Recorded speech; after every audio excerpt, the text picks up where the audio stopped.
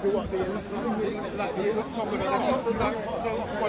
type of quality I'm watching is like Marvel Comics, DC Comics, stuff like that. But I've got a list of brothers and sisters who do that, but there's others of a different... give me that, man. I need to make it bounce in the thing. Yeah, and but the thing is, there's like a Nigerian comic company that I know. Nigerian. And there's also, funny enough, there's also a brother in England who's got his own comic. I forget his name, I'm a bad guy. I've got his contact. But literally, I'm with that. Last thing I sent you away. Yeah. I'm going to remind you about that. I'll say, Ray, remember the thing you told me about? Wait. I'll put it on the group thing, innit? Yeah. I think I've got your direct Raven anyway, your direct number. So I'll just put it on there. Yeah, remind me that thing that you was talking about in the thing. Yeah. Send me the links for that. I'll check out the prices. What style of art? At the moment, yes, bro, you're right, bro. At the moment, all I've put on here is I'm just taking photographs and shit. Some of them are cartoon pictures, some of them are actual pictures, depending on what subject I'm dealing with. Can you talk about the content of the book? No, it's no secret. I didn't realise this was starting. This brother's made a book and he's about to promote it. Actually, I did promote it last week on content. Promoting it again. This brother, he's looking for an illustrator, yeah? Yes. Yeah. So illustrator and editor as well. Right? So if you put that skill, this is what we were in the comment section. Put your email, put your email. And then give me a shot. Let's see what I can do. See what the prices are saying, and let's go from there. But it's basically a book. It's like 900 pages, so technically I could split it up into like 6 books. It's 13 chapters, ranging from language and linguistics, religion, economics, education, sexuality, money, like the monetary system. It's religion and the monetary system, chapter 12 and chapter 7, which are the biggest chapters, like 100 and something pages per chapter on that day. But so basically, I mean, I could show, but it might be long. But so it's just like some of them are cartoon illustrations, some of them are just like more or less like logos, where you can just do them on Microsoft Paint or something. I can do some of them myself. That's good if you could. So, you need logos, you need illustrations. I don't need logos, but what I was saying is some of the illustrations that I've got are synonymous or the same type of style or the same type of makeup as a logo. So you need an iconographer. What's that? Iconographer. Iconographer. Okay. Or logo designer. Do you know what? Let me see if I can find him. I don't know if I got him on this phone. And I can actually show you the thing. When I find it, it's gonna be in my... Sometimes you might get one artist who can do all, but generally that you've identified 2 separate kind of... Yeah, some of them are photos. Like for example... So with the photo... Okay, so for example, you can go on to certain... Have you heard of Shutterstock? Getty? Have you heard of these sites? Yeah. So you can, if you want photography, you can buy like, ancient imagery and stuff for a price from Getty or from Shutterstock. So you can buy it. I want to be like a one place that I could go to and it would have everything that I needed. But it's so diverse. The subject matters I'm dealing with are kind of like so diverse. But I'm like, I don't know. I need to get it up on here. I should have give me a list of the stuff you want, and I'll see if I can get some kind of discount. Yeah, what I'll do is, if anything, is I'll have to. Because I'm here for a few hours, you're here for a few hours, right? I'm here. Yeah, so at some point I'll find it, and then rather than trying to look for it now, but so yeah, that's it really, man. But a couple of documentaries or kind of like slideshow things that I want to do. I know that a lot of people don't read books, so I also want to do a documentary version of it. I want to do an audio, but that's another thing as well. I want to do an audio book, so anybody who's got a sweet voice, male or female, if they want to contact me to do that as well. The brother I was just talking to here, he says he runs he runs a production company that deals with adverts. So that's one guy. If we can't find anyone close to home, there's one guy there who says he's good. I even started looking yet. I'll give you a card as well. Yeah, I literally just finished it. Like I must have come here last week, told content that it was be finished in a couple of weeks. Finished it last week during the week, and now I'm ready. You know what I'm saying? So yeah, well, I look forward to it, bro, isn't it? Yeah. Like I say, even if I do say so myself, it's a good book. Yeah, so it's excellent. It's time to promote it. That's no, thing, the title is not set in stone, but at the moment it's called The Logic of the Human Species, because the subject matter is basically about the stupidity of humanity. For example, and I did give a brief thing last time on it, but like how you got pink and blue, and a lot of people don't understand that pink and blue are social constructs. And in Europe, pink used to be for boys, and blue used to be for girls. Right, so it's going right up until the 1940s. Right, so it's a modern phenomenon that pink's even for girls. So let me say this, yeah. You've yet to pick your name, but you've given two names. You've got the Logic of the Human Species. and then, but then in the afterthought you said the stupidity of. Oh, that's the subject matter. Well, what I'm saying is, which But I suppose they're both the which same. one do you reckon would be more easy to market from yours? Out of those two, So because there are a few others as well. But you've given two names, though. You give the stupidity of There is humanity. another one as well, but it's derogatory. Right, so it's like it's what the fuck's going on in the world. That was my original title. So from a market standpoint, you've got to think. I don't think that's going to do too well. Maybe not. I wouldn't. But what I say is, which one's going to have highest impact? Out of those two, the logic of the human species and the stupidity of humanity. Yeah, for those two, if you had to weigh off, which one do you reckon from a market standpoint? Stupidity. I would go for that. Yeah. Because the logic of the human species sounds very academic, whereas the stupidity of humanity, any old. From a market standpoint, that might actually get a higher reaction. Yeah, 'cause it's As got the people at home stupidity in say, which one would you pick, right? Yeah, So which you one know would you you do pick? you're doing market research now, yeah? for real. So the brothers at home. So what's the two? So the two titles are, one is the logic of the human species, Yeah. and the second one is the stupidity of humanity. Let's So put it that way. Which one would you pick? So this is now we're going to use COE as market research. All right. There you go. From a marketing perspective, like Raven said, which one do you think would have the most impact and would emanate or what's the word I'm looking for? Resonate. That's it. Not emanate. Resonate better with a wider group.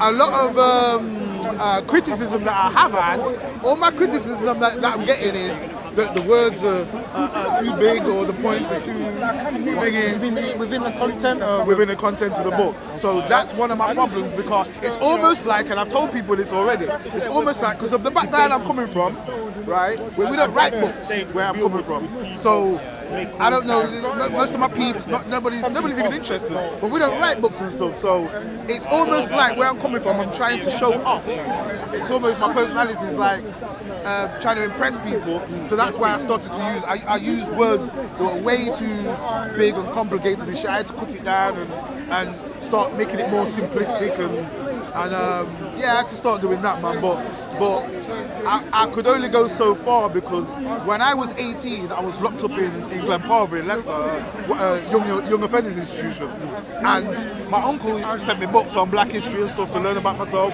While I'm there, I might as well learn and read and shit. And back then there was no TVs in these cells; it was just like books and stereos. So what I found very beneficial was the fact that every time I read a book with a dictionary. Right? Because and I would do a day's worth of reading, and I would write down every word that I didn't understand the meaning for. I'd look in the dictionary.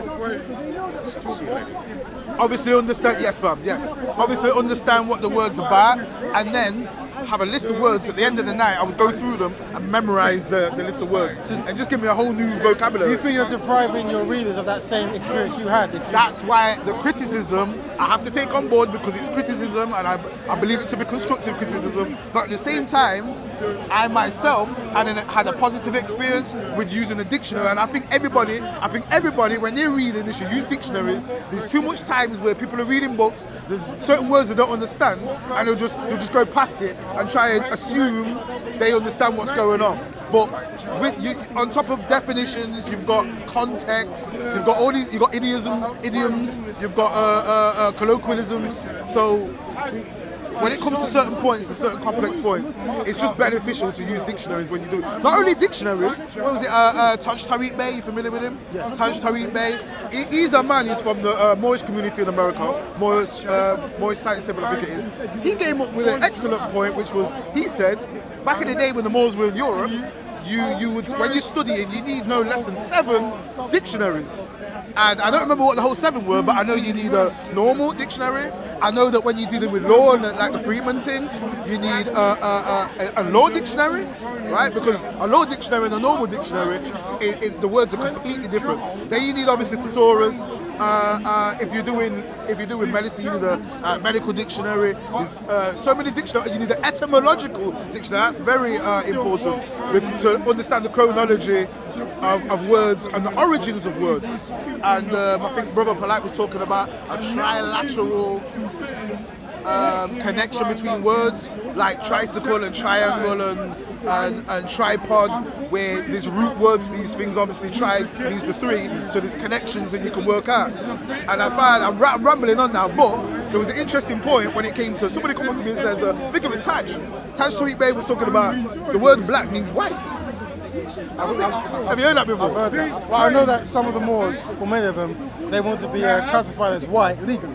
Yeah, but that's more legal. I'm talking about etymology. Okay. What they're saying is, the argument they're making is, you need to be white from a legal perspective because it's just a legal definition. So if the system is that you're trying to maneuver around is using white as a definition, as a form of, they're not using it as a colour, they're using it as a status. A people group. As a status. So their argument is that black people can still, black people, because that's not really a proper term, black people can be still white people, classed as white people. But in the sense I'm talking about when you're dealing with,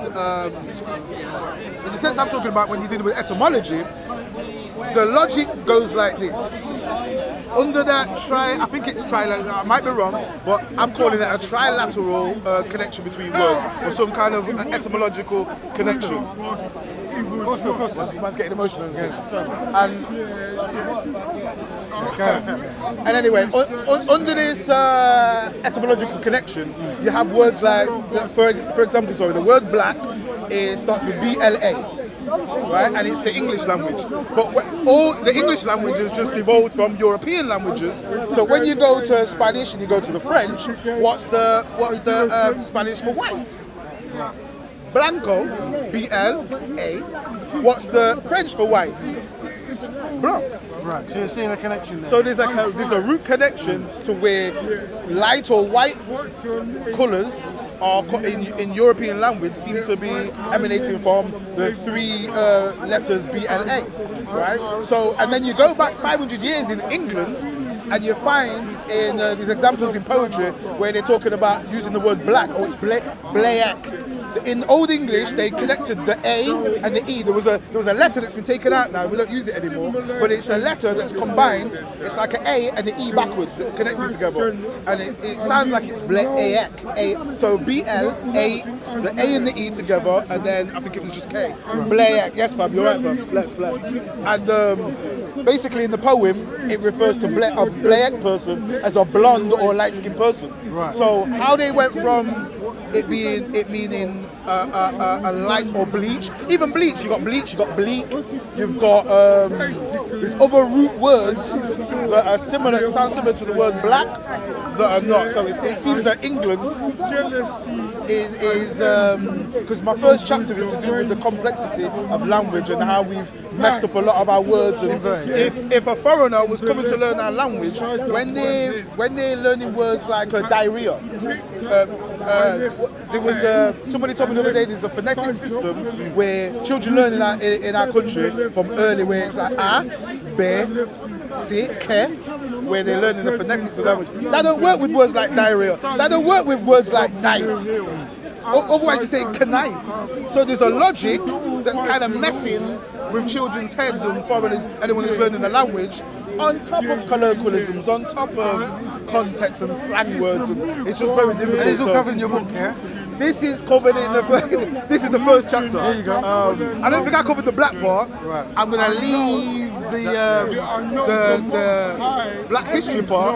I couldn't keep it all. I just talk about the Moors and blah blah blah. But I wanna focus on a more in-depth book next time. But this one's taking years, so no, it's good. This is more of a stupidity of all humanity. That's what everyone's gonna be following you now, yeah? So we want to see your progress. Yeah, man. So I'm gonna get this in. Raven's gonna help me sort this out. With the help of you guys as well. I can get some kind of support and some kind of expertise and some opinions as well, especially in terms of the criticism that I had. Should I make it less complex? Should I use less complicated words. I think my personal answer to that is you have to have a purpose, right? So if you are going to use these complex words, quote unquote, there has to be a reason why you're doing it. You know, there has to have like, a demographic that you're trying to tackle. That makes sense. So, I mean, some would argue that William Shakespeare, even though it's own day English and so forth, it was deliberately written that kind of way. You know what I mean? It was deliberate. So, and then people have to really kind of break it down, especially today. What was the purpose again of because I've heard that. What was the purpose of it being put in that? Was it so that it was so it didn't have access to certain people? I mean, William Shakespeare, there's so much things here said, but I think even I'm sorry to cut you up, but that was like when Shakespeare came in, that was like the beginning of. There wasn't really an English language to that, was it? That was like, I mean, the English dictionary wasn't formulated until the 1800s. I think a lot of people were saying things like with Shakespeare, like even with the style of writing, he would start a lot of his plays very controversial and very like use dirty words to keep the front people, which is subjective. Entertained. So they thought more was going to come. There's so much. I mean, you know, whatever. But yeah, you know. Yeah, so I just rambled all the way around the houses. But yeah, my first chapter is actually to do with swear words. Right. And it's making an argument saying that there's no such thing. Well, there you go. We're making shit up. There's no difference from, if you're using it in the same context, sugar is no better than shit. It's used to describe something. And sugar, we give words power. We give words power. I'd go even to the point of saying, of nigger. And even to that point where I would like to think that at some point in our humanity, what was the children's song we used to sing? Sticks and Stones. Right. It's funny how we sing that when we're children, but when we grow up, we start getting offended by words. And I understand why we get offended by words and the connotations and the history behind things. But imagine if a guy because man are trying to offend you when they come up with these words. Yeah. So if a man calls you the N-word, right, a man's trying to evoke an emotion out of you. If you laughed it off or gave a man a hug, you've just disabled the dude. It sounds whack or weak, like you've caved in, you should knock a man out. But I think we've been raised for violence and been raised to get upset about things. I agree with that. There's no point. I agree. It's a word. You could use it all you want, especially when I think Sarah was talking about it the other day, when he used the word packy, and he was, or when white people use the word nigger, but they're talking about someone saying it, so they're not actually using it, but they're saying as a reference point, to where then people will say, oh, you can't use that. I don't get that. That's just being oversensitive. There's a difference from that explaining the story to you nigger. Even though you nigger, you're still giving them power over you when you get upset. So would you say, just look at them for the fools that they are when they try to use that. They're trying to anger you. So would you say if people came to you and they used derogatory terms towards you, you are not historically offended by any word you believe? And now I have a different mindset, and this is where the flip side is. Because I have a certain conditioning, I'm not saying that if someone drops that to me, I'm not saying I'm gonna get angry because I'm conditioned to respond in a certain way. Right. If certain people come, because you're not always thinking. Sometimes you have to slap yourself metaphorically, and you have to say, hold on. I know better than that now. That's the way I've been conditioned. But I know better than that. So I'd have to, if a man came up to me and said that kind of shit, I mean, peer pressure is an important dynamic because it's different to when somebody insults you privately, just me and you insult me, to in a public. Right, so then you have to save face. So shall we open it up to people, yeah? So do you agree with this statement? He said that if people swear at you, you should just ignore it. Like, what was it? We give words power. Yeah? We give words power, and the argument I was bringing was, it would be a better world if, rather than allowing the words to, if somebody comes and calls you an offensive word, rather than getting upset by it and wanting to fight them or wanting to combat them in some kind of way, imagine if you just wiped it off. Like I said, for example, when we were children, we used to sing Sticks and Stones. In other words, words don't mean shit. It's funny how we can say that as children, but then when we grow up, words all of a sudden affect us. Like children have got more. Like children are stronger than adults. What would you say? They have wisdom. Yeah. Well, I think what it is they're not contaminated like how we can. Because children don't deal with racism. They don't deal with the racism and all religion. Yeah. Children are just doing their thing. It's adults that corrupt them and contaminate their minds. But what the argument would say that some words are connected to historical acts. I'm digressing. Yeah? Yeah. No, it's good because this is what it is, right? I'm saying, so for example, when you use like the N-word and the P-word stuff, the N-word historically is connected to much calamity, isn't it? Right? And much deaths. So when you hear that, that's what it kind of represents to an extent, right? So what's your answer to that? All right, let me, because this is gonna go, let me use another example now. Because nobody really knows, I've never heard anyone say with any surety where the word nigger comes from in the first place. Some say it comes from Nigas, which is a positive, it means black kings. Some say it comes from Niger, from Nigeria, Niger the country, and the river Niger. So it sounds like it's coming from a positive sense. So some say it's Spanish. That would be Negro. Yeah, from Negro would then be black, which ain't offensive. So let me bring in the swastika. Where's that from?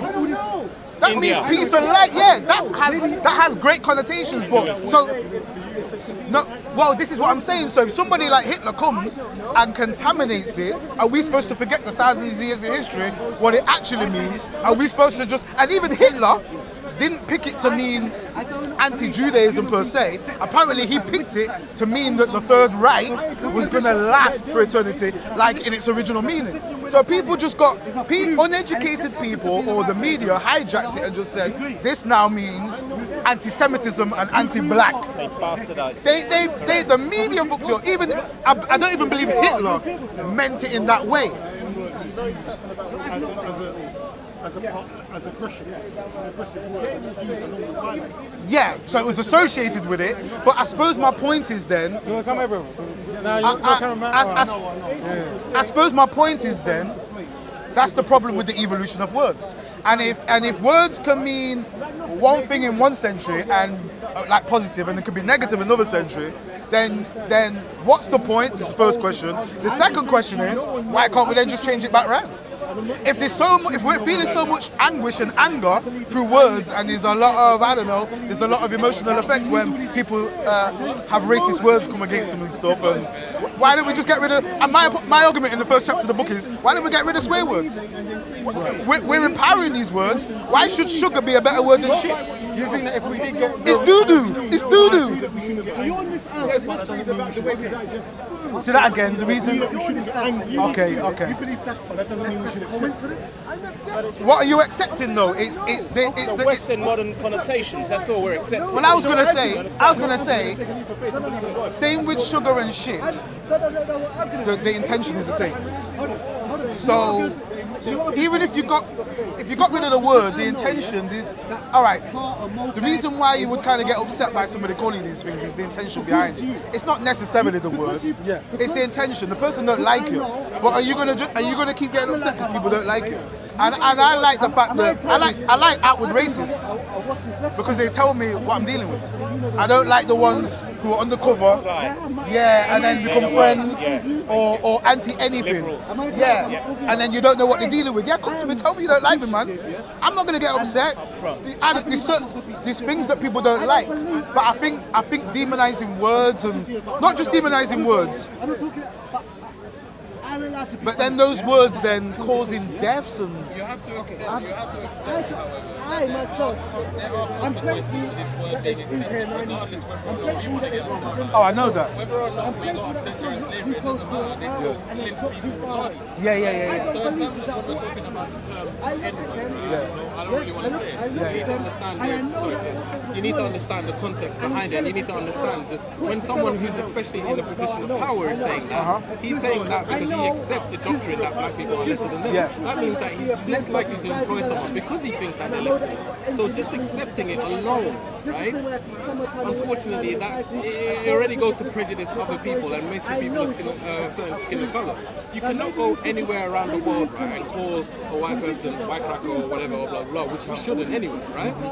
But they're not going to be affected job-wise because of that. They're not going to be affected in their livelihood because of that. They're not going to be affected for job opportunities, etc. because of that.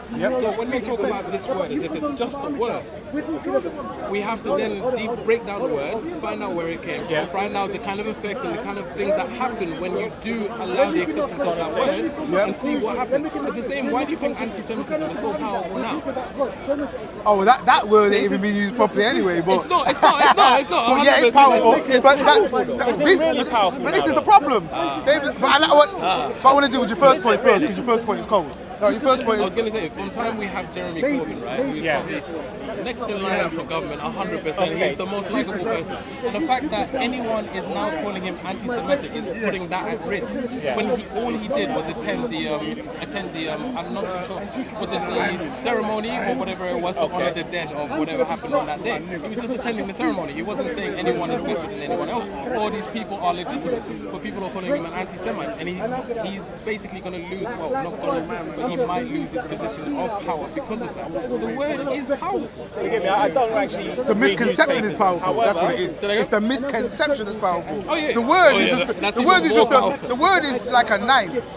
It can do harm. But it's the person who's going to use it. Absolutely. It's the person who's going to use it is synonymous with the misconception. So it's the misconception that makes that word, that messes that word up. It's more to do with language in it, really. It's Semitic, anti-Semitic. Plus, it also includes it's Afro-Asian language. Absolutely. There's so many dynamics behind behind that word. It's anyway. But let me deal with that point that you dealt with. That was if you remind me a second, it was the historical aspect and the fact that there's discrimination and all that kind of stuff. Well, this is why I respect my brother here and people like him who are saying, well, the word has the kind of negative impact it does because then people can use it from an economic standpoint. But we need to disarm that economic standpoint. We need to have our own economics. Then who cares? Because that's my argument. I don't give a damn if they want to use that word to me. Do you know why? Because I know my history. I know who I am. No man can't make me feel small from that. The best they're gonna get is embarrassing me in front of people and me and other people thinking, are you gonna make him say that? You should knock him out. But that's primitive mentality. I would like to get to a stage where we think, you know what, that word's not doing nothing to me. Regardless, well, I'd say regardless of whether you know who you are or not, but I suppose ultimately it's to do with whether you know who you are. And because I know who I am, no word like that can affect me. I understand that they did some nasty things back in the day, but I always do like to fling back that before that slave trade, which they always want to talk about, so all over the BBC, everyone talks about the slave trade. What about the slave trade that was, and people don't like it, black people don't like it, the slave trade, they jumped on a black slave trade. You have the Barbary Wars, and you have the Moorish Empire, and unfortunately, with everything, we did it first. Not just greatness, but we did all the bullshit first as well. Come take over everything from your humanity. Man, say it straight. Man, don't listen to BBC. Man, don't listen to ITV. We did all the bullshit. We did slavery first. The only thing I would say is There's a difference, yeah. and Because ours weren't racial. Because no, it's like Ours weren't racial. because there's stealing to feed your family and stealing to like impoverish a nation, right? Yes. They're both bad, right? Yes. But you have to have a context. So the chattel slavery that the Europeans engaged in was like nothing before that's been seen. I agree with that. And the legacy of that is still today affecting Africa.